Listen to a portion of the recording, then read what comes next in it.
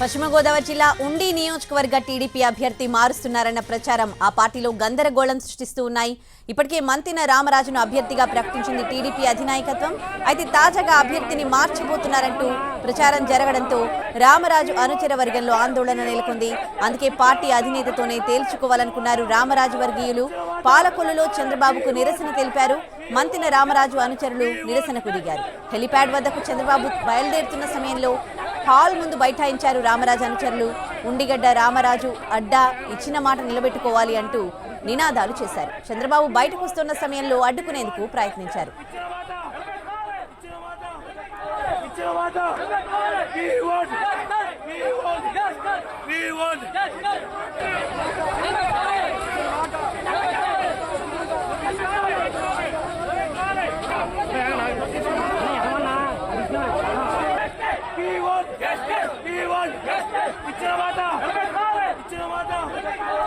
అభ్యర్థిని మారుస్తున్నట్టు తనకేమీ సమాచారం లేదన్నారు మంతిన రామరాజు. మార్పు ప్రచారంతో కార్యకర్తల్లో అసహనం వ్యక్తమవుతోందన్నారు.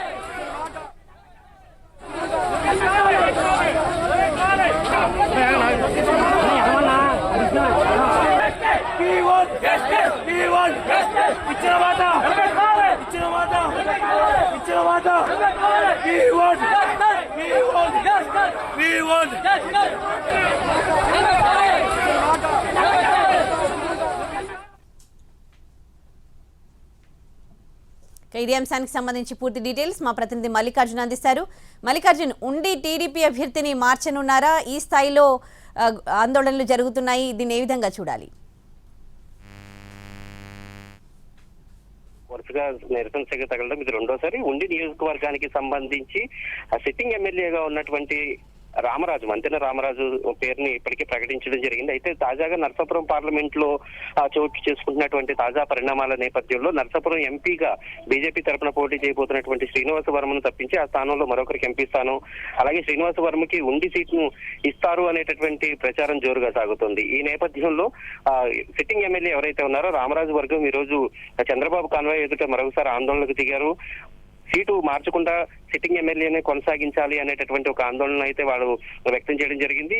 ఇదే సమయంలో సిట్టింగ్ ఎమ్మెల్యే కూడా తనకి సీటు మార్పు పైన ఇప్పటివరకు ఎటువంటి సమాచారం లేదని, అయితే మరోపక్క ఉండికి సంబంధించి మాజీ ఎమ్మెల్యే కలవపూడి శివగౌడ రెబల్ గా ఇండిపెండెంట్ కి ఇప్పటికీ పోటీ చేసేందుకు సిద్ధమవుతున్నారు. ప్రచారాన్ని కూడా మొదలు పెట్టారు. ఈ నేపథ్యంలో ఉండి టీడీపీలో కొంత అలజడి కొనసాగుతుంది. ఈ నేపథ్యంలో సీటు మార్పు పైన ఊహాగానాలు రోజుకు ఒక రకంగా వస్తూ ఉండడంతో రామరాజు వర్గం అంతా కూడా ఆందోళనకు గురవుతోంది. సీటు మార్చకుండా ఆయనకే ఇవ్వాలి అనేటటువంటి పట్టుపడుతున్నారు. అయితే అధిష్టానం నుంచి ఇప్పటికీ ఎటువంటి క్లారిటీ రాకపోయినప్పటికీ కూడా నర్సాపురం పార్లమెంట్ లో అటు బీజేపీ ఇటు టీడీపీ జనసేన సీట్ల సర్దుబాటు జరుగుతున్నటువంటి నేపథ్యంలో ఉండి నియోజకవర్గంలోనే ఎక్కువగా మార్పులు చేర్పులు జరిగేటటువంటి అవకాశం కనిపిస్తోంది. ఈ నేపథ్యంలో మార్పులు ఎప్పుడైనా జరగవచ్చు. బీఫామ్ చేతికి వచ్చేదాకా అభ్యర్థులు ఇప్పుడు ఉన్నటువంటి అభ్యర్థులు ఎవరు కూడా ఫైనల్ అభ్యర్థులు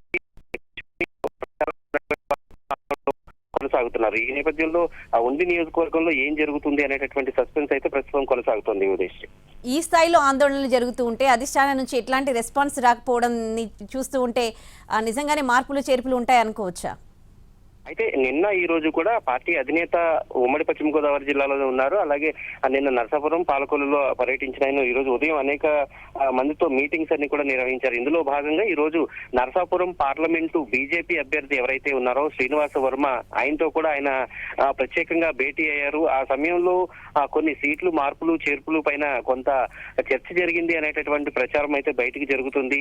ఇదే విషయాన్ని ఇంకా అటు బీజేపీ పెద్దలతోటి మాట్లాడాల్సి ఉంటుంది, అలాగే పార్టీలో ఉన్నటువంటి నాయకులతో కూడా చర్చించాల్సి ఉంటుంది. ఇవన్నీ కూడా ఖరారైన తర్వాతే అభ్యర్థులకి అసలు విషయం చెప్పేటటువంటి అవకాశం ఉంటుంది. అప్పటి వరకు కూడా ఈ చర్చలు అనేవి సీట్ల సర్దుబాటు అనేది పై స్థాయిలో పార్టీ అధినేతల స్థాయిలో జరుగుతుంది. కాబట్టి ప్రస్తుతానికైతే కిందకి సమాచారం అనేది ఏది అందలేదు. దీంతో ఆందోళన అనేది కింది స్థాయిలో కొనసాగుతోంది.